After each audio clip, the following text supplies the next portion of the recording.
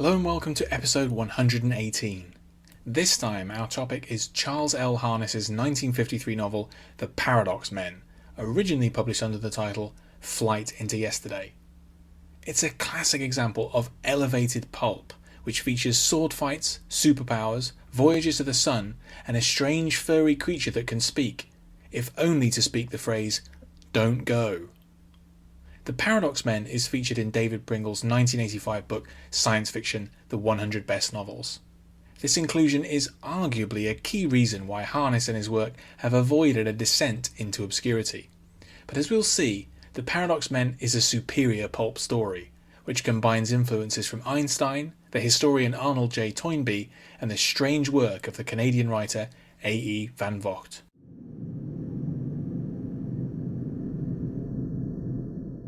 Born in Texas, Charles L. Harness had an unusual stop-start career in science fiction. During the 1950s, 60s and 70s, he published just one novel per decade, while also working as a patent lawyer. He's described by the Science Fiction Encyclopedia as a victim of relative neglect, and his work was quite unrecognised until towards the end of his life. However, Harness's first novel, The Paradox Men, has earned some degree of fame, often due to its fond reception in the UK. It was praised in an introduction by Brian Aldiss, and it's included in David Pringle's landmark book Science Fiction, The 100 Best Novels. There, it's memorably described as one of the Schlock classics of US magazine SF. The Paradox Men is a dizzyingly fast-moving example of elevated pulp, called shamelessly melodramatic by the SFE, and packed full of outrageous ideas, outlandish plot devices, and sword fights in outer space.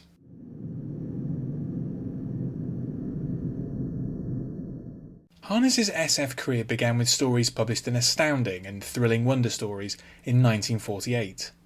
In May of 1949, Startling Stories published his first short novel-length work under the title Flight into Yesterday. It was republished in book form under the same title in 1953. But when editor Donald A. Wollheim picked it up to form half of an ace double in 1955, he had the title changed to The Paradox Men. It's this title that stuck.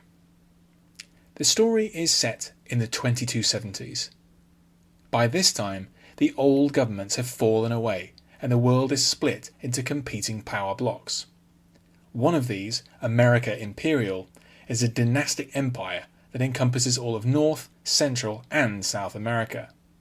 It's a cruel police state in which slavery has been reintroduced, operating alongside fanciful advanced technology. Notably, specialised platforms called Solarians operate around the sun, harvesting a new element and power source named Murium. The new element is named for Kennicott Muir, who turned against the imperial regime and founded the Society of Thieves. This secret organisation uses elaborate heists to secure the freedom of slaves and plots to overthrow the whole system. They have specialised energy shields which provide protection from firearms. This has encouraged the development of a culture of duelling with swords. This idea was of course lifted by Frank Herbert for his ponderous later novel Dune in 1965. The protagonist is Alar, a talented thief with a mysterious background. He suffers from amnesia and was found wandering near a spacecraft that crashed into the Ohio River 5 years before the novel begins. Early on, Harness sets up a series of related mysteries about Alar's past, the identity of the scarred and super-intelligent microfilm mind, the origin of a strange pet possessed by a key villain, the whereabouts of Muir, and what will become of an upcoming space mission. Harness develops these puzzles intriguingly right up to the finale. The hectic pace, often dubious science, and thin characters of The Paradox Men reflect its pulp origins, but it transcends these humble beginnings. Harness imbues his story with real forward momentum. No idea is lingered on for too long, and new revelations are always just around the corner.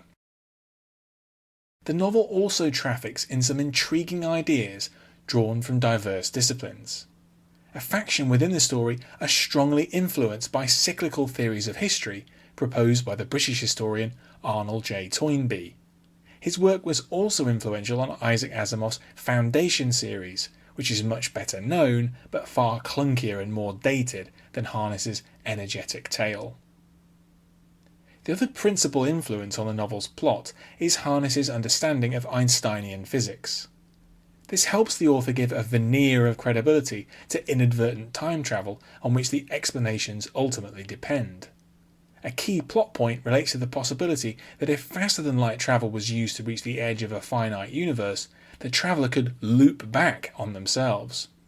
Perhaps surprisingly for a novel that's 75 years old, some of Harness's speculations chime with certain ongoing theoretical work on the topology of the universe. The Paradox Men combines influences from Einstein, Toynbee and the Canadian SF writer A. van Vogt into a perhaps surprisingly compelling whole. Its clever conclusion retroactively changes our understanding of the story's earlier phases, and is one of the aspects that shows that Harness could write pulp on a higher level. Aldis memorably described the style as widescreen baroque, an approach the SFE describes as apt to leave the susceptible reader alternating between gasps of amazement and gasps of disbelief. It's a fair description of the Paradox Men. Harness would not publish another novel until The Ring of Ritornell in 1968. By then his style is generally felt to become dated, and he continued to publish only intermittently. But with the Paradox Men, Harness presented a unique view and secured for himself a special position in the history of fast-paced pulp SF. Thanks for listening to this episode. You can find more of my writing in text and audio form at my site andyjohnson.xyz. You can also find me on Twitter at AndyJohnsonUK, and you can support me at patreon.com/AndyJohnson. Catch you next time.